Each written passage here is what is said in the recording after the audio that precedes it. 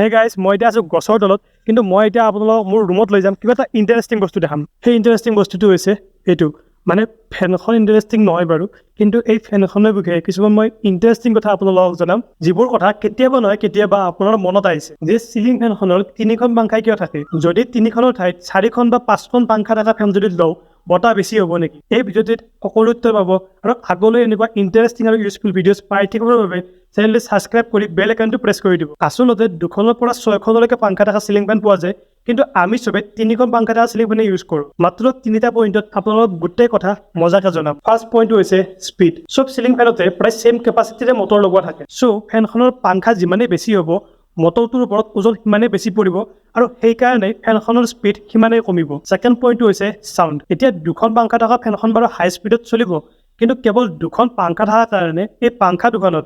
air friction অৰ্থাৎ বায়ুৰ ঘৰ্ষণটো বেছি হ'ব যাৰ কাৰণে সাউণ্ড বেছি হ'ব আৰু হিট প্ৰডিউচ হ'ব মানে কিছু টাইম চলাৰ পিছত ফেনখনৰ পৰা অলপ গৰম হাৱা আহিব সো পাংখা যিমানে বেছি হ'ব সাউণ্ডটো সিমানে কম হ'ব থাৰ্ড আৰু মেইন পইণ্টটো হৈছে বতাহ ফেনখনৰ পাংখা যিমানে বেছি হ'ব ই বতাহটো সিমানে বেছি ভাগ কৰিব